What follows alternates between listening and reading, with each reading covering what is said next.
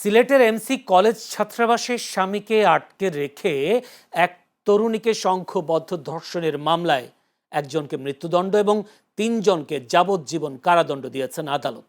একই সঙ্গে মামলার অপর ৪ আসামিকে খালাস দেওয়া হয়েছে।